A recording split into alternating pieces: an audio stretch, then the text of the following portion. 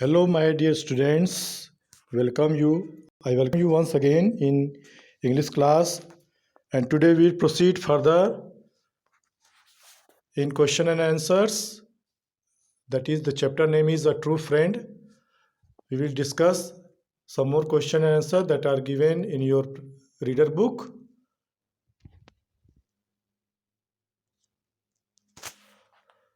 First one is match words having opposite meanings.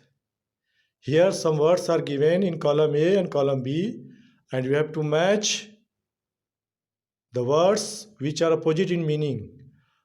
First of all, I am going to read all the words of column A and then column B.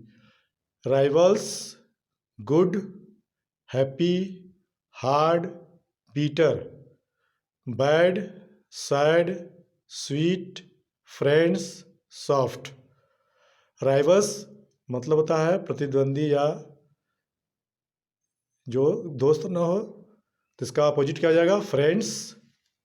Good का opposite bad, happy का sad, hard, you know very well, hard, that is any substance that is very not easy to break. Then what is the opposite that of that one? Soft. Bitter, that is कड़वा जिसको कहते हैं हिंदी में.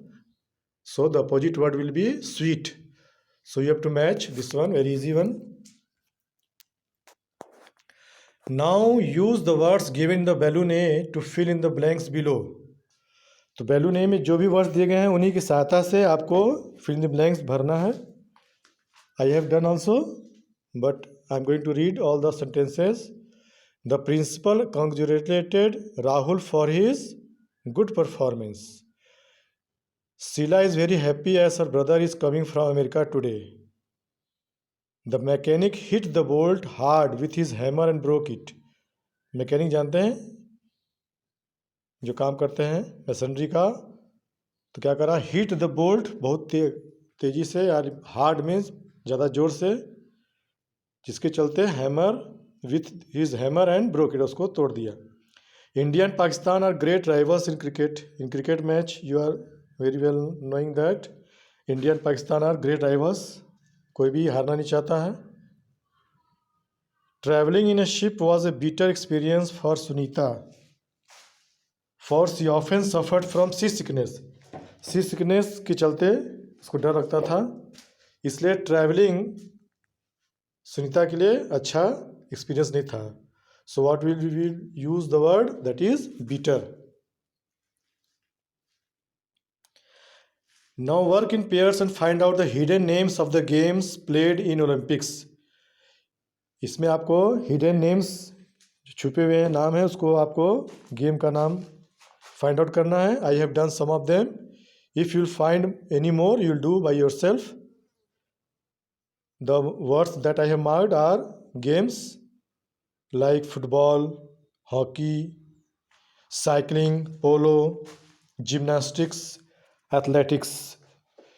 So these are some of the names of games that are played in Olympics. You can find more also if there is any possibility. 8.10 work with your partner and correct the spellings of the words given and write them in the space provided. देखिए इसमें कुछ words हैं जिसकी spelling wrong है, आपको सही लिखना है. Teacher, TEACHER, jealous, JEALOUS, determined, DETERMINED, guilty, GUILTY, guilty, bitterly, BITTERLY, bitterly, deserve, DESERVE, deserve. So these are the some words which are correct now. So please note down your book also.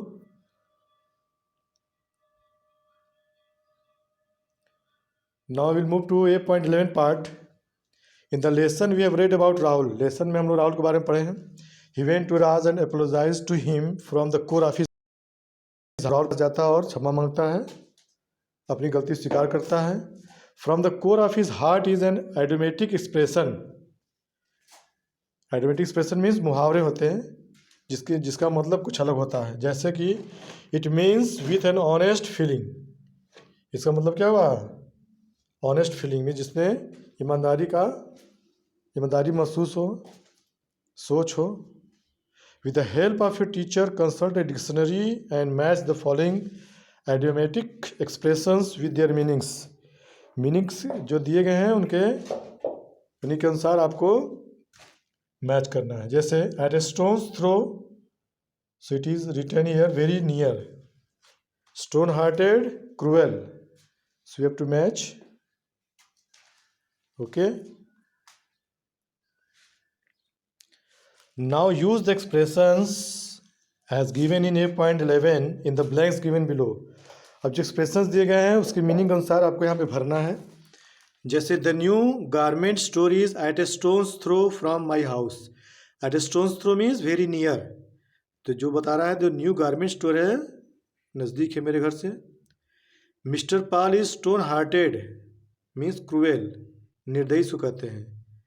इसलिए आगे क्या जोड़ा जा रहा है, he does not take care of his pets, वो ध्यान नहीं देते हैं अपने पेट्स का। So this were some sentences used with the idiomatic expressions and the meaning that is clear, you have seen in the previous exercise 8.11. Now 8.13, write words which are pronounced in the same or similar way as the ones given in the boxes. अगर आप कुछ words दिए गए हैं इनके जैसे ही और भी वर्ड्स होते हैं जो सेम प्रोनाउंसिएशन होता है इसका, उसको प्रोनाउंस किया जाता है सेम वे। जैसे WON, इसका मतलब हुआ है जीत जाना, और इसी तरह स्पेलिंग क्या होगा, one. In the same way made, made means होता है कोई चीज़ बनना। मेड जानते हैं जो काम करते हैं घर में, नौकरानी लोग। वेदर, वेदर मीन्स या, और नेक्स्ट है वेदर, WATHER, मौसम इसको कहते हैं। So spellings are different but pronunciation are same, okay, and the meaning are also different. Principal आप देख सकते हैं, प्रिंसिपल में सेकेंड स्पेलिंग में क्या है, PRINCIPLE।